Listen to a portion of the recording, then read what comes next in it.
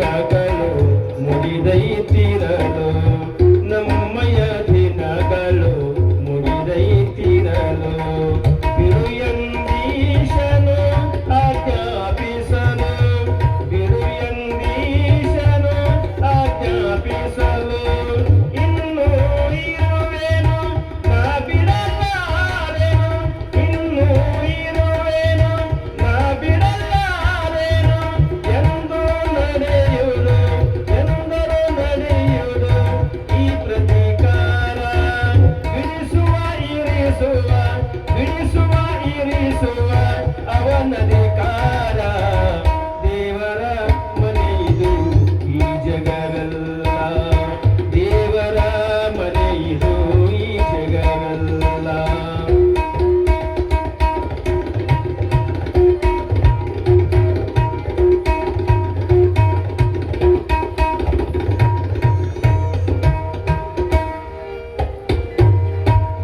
ಇಷ್ಟನು ಕೊಟ್ಟಿಹ ತಾತನ ಕರುಣೆ ಒಂದಿಷ್ಟಾದರೆ ಉಪಕೃತ ಸ್ಮರಣೆ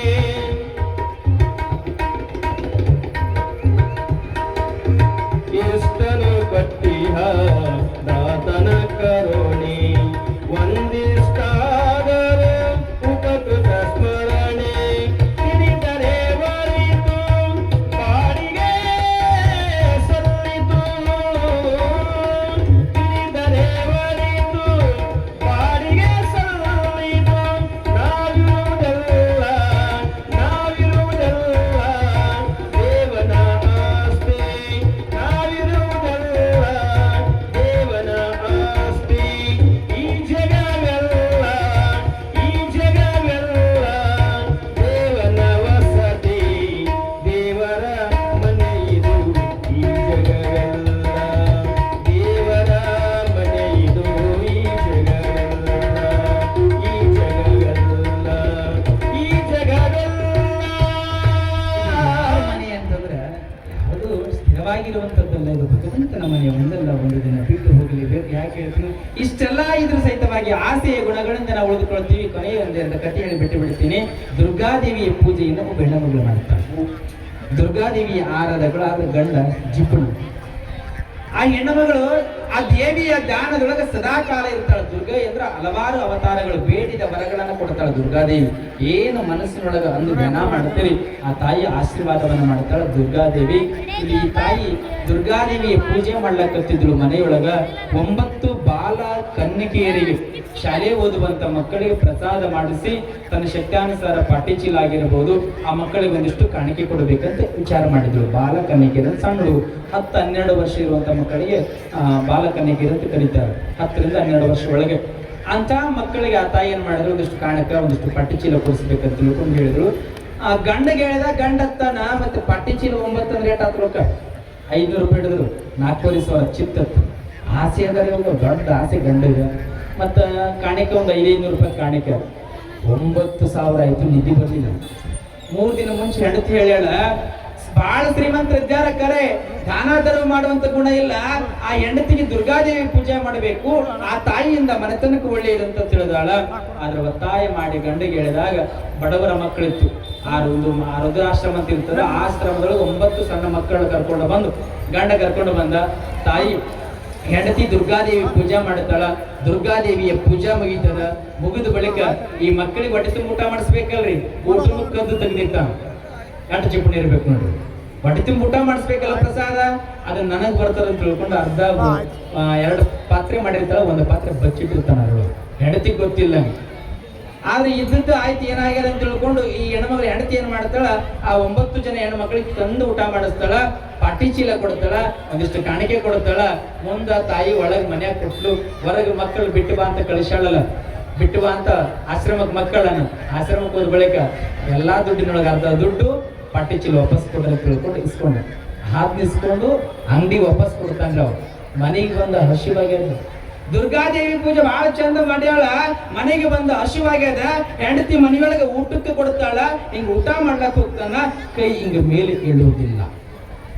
ಯಾವಾಗ ಕೈ ಮೇಲೆ ಹೇಳಲಿಲ್ಲ, ಹೆಂಡತಿ ಅಂತಾಳ, ಏನು ಮಾಡಿದಿರಿ ನೀವೇ ಅಂದಾಗ ಮಕ್ಕಳ ಊಟವನ್ನ ಕಸಿದುಕೊಂಡರು. ಮಕ್ಕಳ ಪಟ್ಟಿ ಚೀಲ ಕಸ್ಕೊಂಡಿರುವೆ, ಒಂದಿಷ್ಟು ದುಡ್ಡು ಕಸ್ಕೊಂಡಿರುವೆ, ಸಂಪೂರ್ಣ ನೀ ಕೊಟ್ಟಿದ್ದು ಆ ಮಕ್ಕಳಿಗೆ ಮುಟ್ಟಿಲ್ಲ ಅಂದಾಗ ದುರ್ಗಾದೇವಿ ಶಾಪ ಕೊಟ್ಟಾಳ.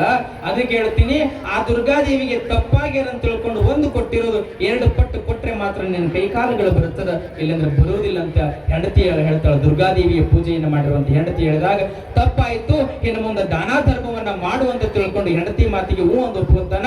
ಮತ್ತೆ ಹೆಂಗಿದ್ದ ಕೈ ಹಂಗ ಮರಳಿ ಬರ್ತಾವಂದ್ರೆ ಈ ದುರ್ಗಾದೇವಿಯ ಆಶೀರ್ವಾದ ಮತ್ತು ಆ ಮರಳಿ ಆತನಿಗೆ ಆಗ್ತದೆ. ಯಾಕೆ ಹೇಳ್ತೀನಿ ಅಂದ್ರೆ ಆ ಮಾತುಗಳನ್ನ ಭಗವಂತ ಒಂದಿಷ್ಟು ಸಂಪತ್ತು ಕೊಟ್ಟಾನಂದಾಗ ಸಿರಿ ಬಂದ ಕಾಲಕ್ಕೆ ಕರೆದು ದಾನವ ಮಾಡುವನ್ನವ ಹಾಗೆ ಭಗವಂತ ಸಂಪತ್ತು ಕೊಟ್ಟಾನಂದ್ರೆ ಒಂದಿಷ್ಟು ನಮ್ಮ ಕೈಲಾದ ಮಟ್ಟಿಗೆ ದುರ್ಗಾದೇವಿ ಜಾತ್ರೆ ನಡೆದದ, ದ್ಯಾವಮ್ಮನ ತಾಯಿ ಜಾತ್ರೆ ನಡೆದದ. ಆ ತಾಯಿಯ ಜಾತ್ರೆಗೆ ಭಕ್ತಾನುಸಾರವಾಗಿ ಇಷ್ಟು ಕಾಣಿಕೆಯನ್ನು ಕೊಡೋಣ ಅಂತ ತಿಳ್ಕೊಂಡು ಯಾರ್ಯಾರು ಕಾಣಿಕೆ ಸಲ್ಲಿಸ್ತೀರಿ ಅವರ ಮನೆತನಗಳು ಸಿರಿ ಸಂಪತ್ತು ವೃದ್ಧಿಯಿಂದ ತುಂಬಿಕೊಳ್ತವೆ, ಮಕ್ಕಳು ವಿದ್ಯಾವಂತರಾಗ್ತಾರೆ, ಜ್ಞಾನದ ನಿಧಿಗಳಾಗ್ತವೆ. ಇದು ಸೂರ್ಯ ಚಂದ್ರ ಇದು ತನಕ ಕೇವಲ ಕೇರೂರು ಗ್ರಾಮ ಆಗುವುದಲ್ಲ, ಇದು ಕೇವಲ ಕೇರೂರು ಗ್ರಾಮ ಅಲ್ಲ, ಮುಂದಿನ ದಿನಮಾನಗಳಲ್ಲಿ ಕೇರೂರು ಗ್ರಾಮ ಸುಕ್ಷತ್ರವಾಗಿ ನಾಡಿನ ಅತ್ಯಂತ ಬೆಳಕಾಗಬೇಕು ಅನ್ನುವಂಥದ್ದು ಇದು ಯಾರಿಂದ ಅಂದ್ರೆ ದುರ್ಗಾದೇವಿ ದ್ಯಾಮವ್ವ ತಾಯಿಯ ಆಶೀರ್ವಾದದಿಂದ ಅನ್ನುವಂಥ ಮಾತನ್ನು ಹೇಳ್ತಾ ಹಲವಾರು ವಿಚಾರಗಳಿದ್ದಾವೆ. ಒಟ್ಟಾರೆಯಾಗಿ ಕೂಡಿಕೊಂಡಿದ್ರೆ ಮಾತ್ರ ಗಜಲಕ್ಷ್ಮಿ ಮನೆಯೊಳಗಿರುತ್ತಾಳ, ಕೂಡಿಕೊಂಡಿರುವ ಮನೆತನಕ ಶಾಂತಿ ಇರುತ್ತದ, ನೆಮ್ಮದಿ ಇರುತ್ತದ. ಅತ್ತೆ ಮಾವರನ್ನ ಪ್ರೀತಿಯಿಂದ ಆಕಳಿಂದ ಕಾಣ್ರಿ ಅನ್ನುವಂಥ ಮಾತನ್ನ ಎಲ್ಲರಿಗೂ ತಿಳಿಯಪಡಿಸುತ್ತಾ ಇನ್ನು 4 ನಿಮಿಷ ಬಾಕಿ ಅದ. ನಾನು ಇನ್ನು 4 ನಿಮಿಷ ಅಂದ್ರೆ ಕೊನೆ ಮಾತು ಹೇಳಿ ಬಿಟ್ಟು ಬಿಡ್ತೀನಿ. ನಾನು ಏನಂತಂದ್ರೆ ನಮಗ 7 ದಿನಗಳ ಪರ್ಯಂತರವಾಗಿ ನಾಳೆ ದಿನ ಮಾತಾಡ್ಲಿಕ್ಕೆ ನನಗೆ ಸಮಯ ಸಿಗ್ತದೋ ಬಿಡುತ್ತೋ ಗೊತ್ತಿಲ್ಲ. ಯಾಕಂದ್ರೆ ದೊಡ್ಡ ವೇದಿಕೆ ಬೆಂಗಳೂರಿಂದ ಏನೋ ಕಾರ್ಯಕ್ರಮ ಬರ್ತಿರ್ಬೇಕು ಅನಿಸ್ತದೆ. ನಾಳೆ ದಿನ ಅದ್ದೂರಿಯಾಗಿರುವಂಥ ಕಾರ್ಯಕ್ರಮ ತಾವೆಲ್ಲರೂ ಭಾಗಿಯಾದ್ರಿ, ಭಗವಂತ ಒಳ್ಳೆಯದು ಮಾಡಲಿ ಅನ್ನುವಂಥ ಮಾತನ್ನು ಹೇಳ್ತಾ 7 ದಿನ ಪರ್ಯಂತರವಾಗಿ ನಮ್ಮ ಕಮಿಟಿ ಬಳಗದವರು ಪ್ರೀತಿಯನ್ನು ಕೊಟ್ಟಾರೆ, ವಾತ್ಸಲ್ಯವನ್ನು ಕೊಟ್ಟಾರೆ, ಮಮಕಾರವನ್ನು ಕೊಟ್ಟಿದ್ದಾರೆ. ಅವರಿಗೆ ನಾವು ಸದಾ ಚಿರಋಣಿಯಾಗಿರ್ತೀವಿ ಅನ್ನುವಂಥ ಮಾತು. ಮತ್ತು ಎಲ್ಲ ಊರುಗಳು ಹೇಳುವಂಥ ಸಂದರ್ಭ ನಂದು ಎಲ್ಲರಿಗೂ ಒಬ್ಬರು ತಾಯಿ, ಎಲ್ಲರಿಗೂ ಒಬ್ಬರೇ ತಾಯಿ. ಕಲಾವಿದರಿಗೆ ಎಲ್ಲೆಲ್ಲಿ ಊರುಗಳಿಗೆ ಬಂದಿರ್ತೀವಿ ಎಲ್ಲರೂ ತಾಯಿಯಂದಿರಾಗ್ತಾರೆ. ನಮ್ಗೆ ಅಂತ ತಾಯಿಯಂದಿರ ಪ್ರೀತಿ ನಮಗೆ ಸಿಗ್ತದಂದ ಬಳಿಕ ನಿಜವಾಗ್ಲೂ ನಮ್ದು ಪುಣ್ಯದ ಜೀವನ ಅನ್ನುವಂಥ ಮಾತನ್ನು ಹೇಳ್ತಾ ಮತ್ತು ನಮ್ಮ ಭಾಳ ಆತ್ಮೀಯರ ಅಣ್ಣ ತಮ್ಮಲಿಕ್ಕಿಂತ ಹೆಚ್ಚಾಗಿ ನಾವು 6-7 ದಿನದೊಳಗೆ ವೇದಿಕೆ ಮೇಲೆ ಕುಳಿತುಕೊಳ್ಳೋದ್ರೊಳಗೆ. ಯಾಕಂದ್ರೆ ಇದು ಬಾಂಧವ್ಯ ಅಂತಕ್ಕಂಥದ್ದು ಬಹಳ ದೊಡ್ಡ. ಫ್ರೆಂಡ್ ಈಸ್ ಸೆಕೆಂಡ್ ವೈಫ್ ಅಂತ ಹೇಳ್ತಾರೆ. ಆ ವೈಫ್ ಅನ್ನೋದಕ್ಕಿಂತ ಅಣ್ಣ ತಮ್ಮರ ನಿಟ್ಟಿನೊಳಗೆ ಇದು ಅಣ್ಣ ತಮ್ಮರ ಬಾಂಧವ್ಯ ಬಹಳ ಚಂದ ಹೊಡಿತಾರ.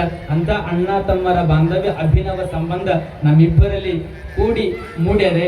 ಅಂಥ ಪ್ರೀತಿಗೆ ನಾವು ಸದಾ ರುದ್ರಮುನಿ ಸ್ವಾಮಿಗಳವರಿಗೆ ಚಿರಋಣಿಯಾಗಿರುತ್ತೀವಿ ಅನ್ನುವಂಥ ಮಾತನ್ನ ತಮಗೆಲ್ಲರಿಗೂ ತಿಳಿಪಡಿಸ್ತೀನಿ ಅನ್ನುವಂಥ ಮಾತನ್ನು ಹೇಳ್ತಾ ನಮಗೆ ಮನೆಯೊಳಗೆ ಸಹಿತವಾಗಿ ನಮ್ಮ ಬಸಲಿಂಗಯ್ಯ ಸ್ವಾಮಿಗಳು ಮನೆ ಕೊಟ್ಟಿರಿ, ಅವ್ರ ಮನೆಯೊಳಗೆ ಇದ್ದೀವಿ. ಅವರು ಸಹಿತವಾಗಿ ತಾಯಂದ್ರಾಗಿರ್ಬೋದು, ಬಸಲಿಂಗಯ್ಯ ಅಣ್ಣರಾಗಿರ್ಬೋದು, ಏನಾದ್ರೂ ಕೇಳಿದ್ರೆ ಯಾವುದೂ ಇಲ್ಲ ಅಂತ ಹೇಳಿಲ್ಲ, ಅಷ್ಟೇ ಆಧಾರ ಆತಿಥ್ಯವನ್ನ ಮಾಡಿದ್ದಾರೆ. ಅವರಿಗೂ ಆ ಭಗವಂತ ಒಳ್ಳೆಯದನ್ನ ಮಾಡಲಿ ಅನ್ನುವಂಥ ಮಾತನ್ನು ಹೇಳ್ತಾ ಸರ್ವರಿಗೂ ಸಹಿತವಾಗಿ ಯಾರ್ಯಾರು ದುರ್ಗಮಾದೇವಿಯ ದ್ಯಾವಮ್ಮಾದೇವಿಯ ಜಾತ್ರೆಯೊಳಗೆ ಸೇವೆಯನ್ನ ಮಾಡುತ್ತಾ ಬಂದಿರಿ ಅವರ ಮನೆತನಕ ಭಗವಂತ ಒಳ್ಳೆಯದು ಮಾಡಲಿ.